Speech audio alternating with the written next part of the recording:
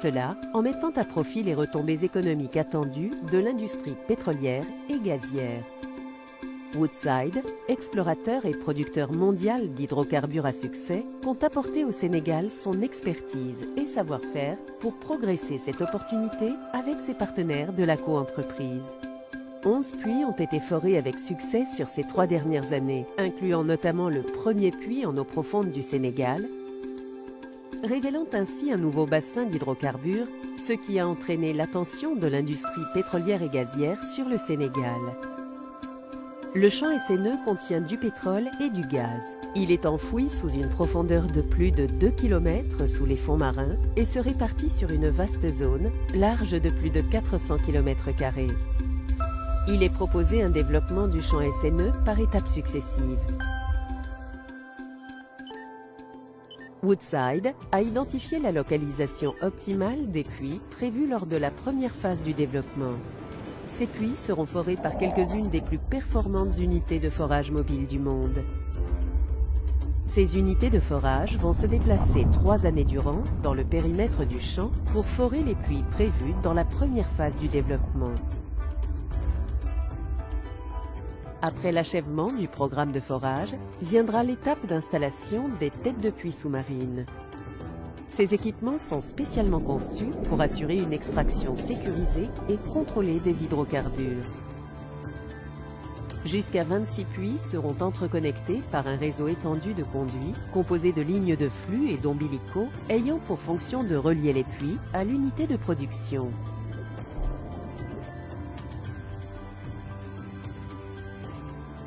Le FPSO, ou navire de production, stockage et de déchargement, a été retenu comme la technologie la plus efficace pour produire et stocker le pétrole du champ SNE.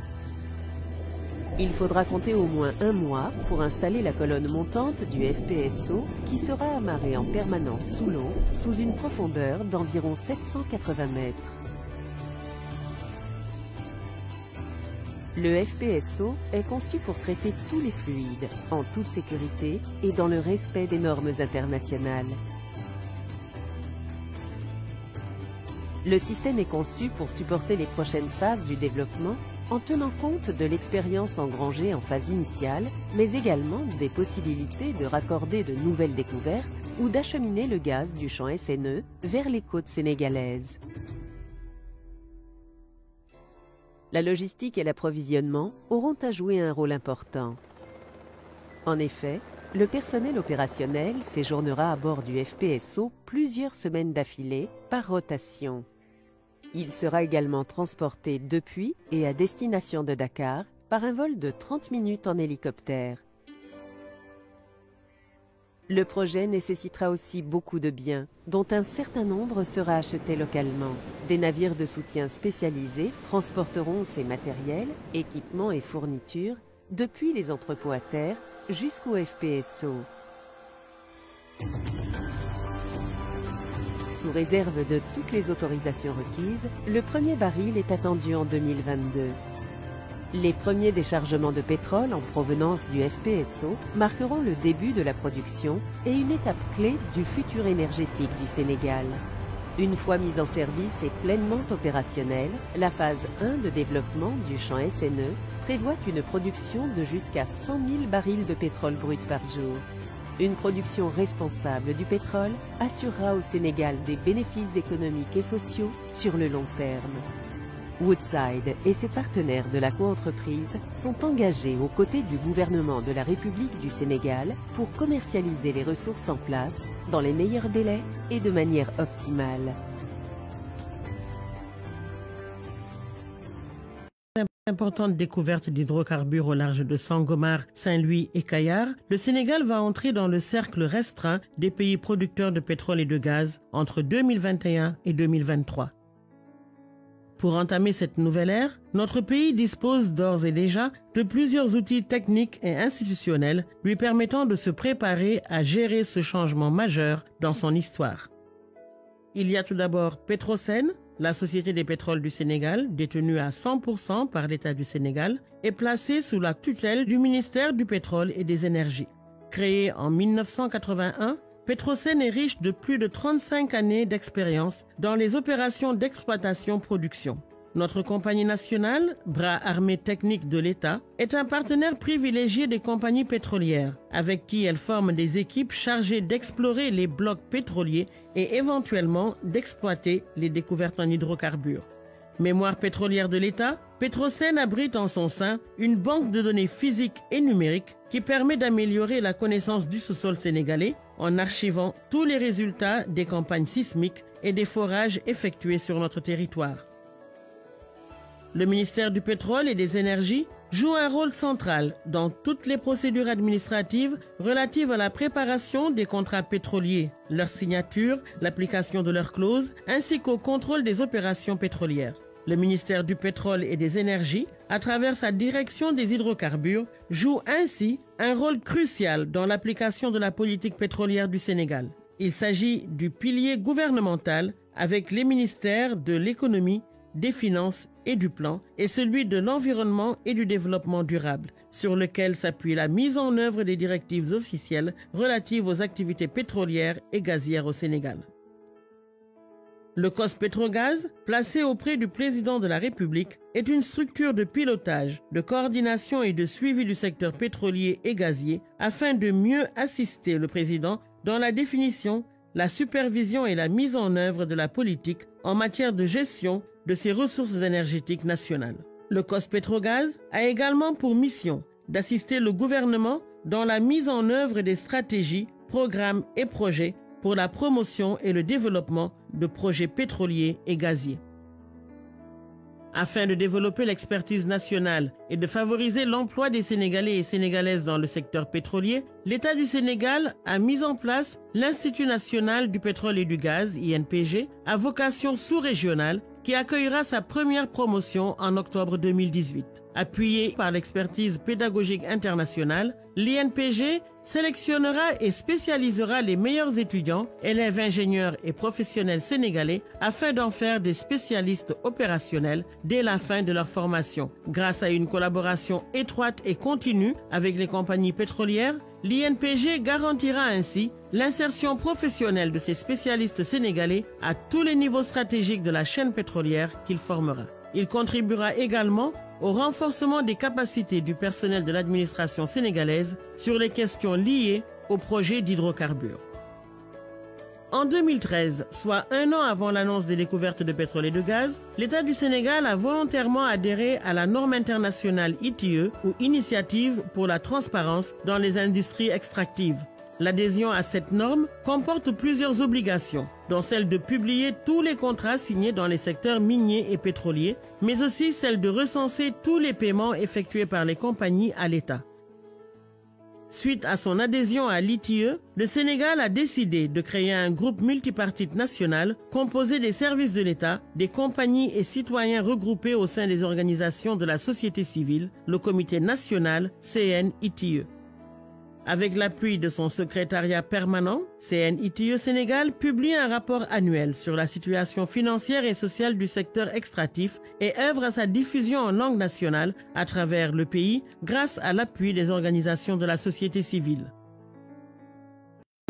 Le Sénégal a choisi de renforcer son cadre légal grâce au référendum de mars 2016, qui a consacré l'appartenance des ressources naturelles au peuple sénégalais. Cette réforme constitutionnelle sera suivie en 2018 et 2019 de l'adoption d'un nouveau code pétrolier et de lois et règlements spécifiques portant sur la gestion et la gouvernance des revenus d'hydrocarbures, le respect de l'environnement et la participation des nationaux sénégalais au secteur pétrolier grâce à la promotion maîtrisée du contenu local.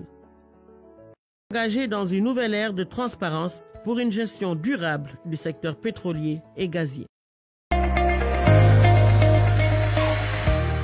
Il y a 100 millions d'années, au large du Sénégal, des algues proliféraient à la surface de l'océan. Après leur mort, ces algues se sont déposées au fond de la mer. Ces cadavres de végétaux se sont ensuite progressivement transformés en pétrole et en gaz, en s'enfouissant dans le sous-sol chaud de la Terre. Plusieurs millions d'années après leur formation, le pétrole et le gaz sont encore retenus dans les structures géologiques situées plusieurs kilomètres dans le sous-sol. Pour trouver ces pièges contenant éventuellement du pétrole et du gaz, les compagnies pétrolières viennent signer des contrats de recherche et de partage de production avec l'État du Sénégal qui leur demande de s'associer avec notre Société nationale Petrosen pour former une équipe. Cette équipe, pilotée par la compagnie pétrolière, effectue alors une échographie du sous-sol que l'on appelle sismique. Ces compagnies réalisent ensuite un forage durant lequel elles analysent le contenu des roches du sous-sol pour voir si elles contiennent du pétrole. Il s'agit là d'une opération risquée qui peut coûter plusieurs dizaines de milliards de francs CFA aux compagnies pétrolières internationales et qui pourtant se solde par un échec dans 80% des cas. De temps en temps, l'analyse des résultats de forage révèle l'existence de pétrole ou de gaz. Les compagnies et leurs partenaires Petrosen déclarent alors avoir fait une découverte.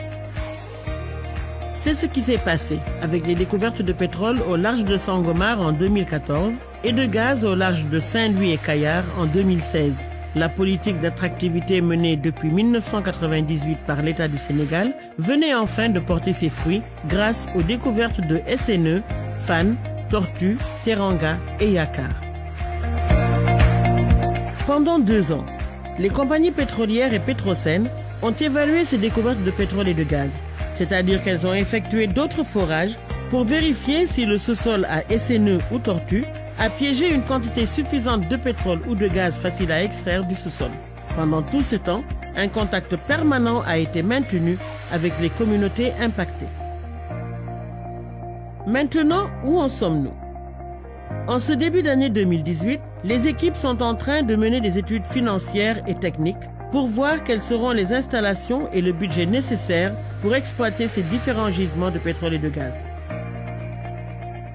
En 2018 et 2019, si la rentabilité des projets est confirmée, une décision finale d'investissement validera le programme technique et les investissements nécessaires pour installer au fond de la mer et en surface tout le matériel de production.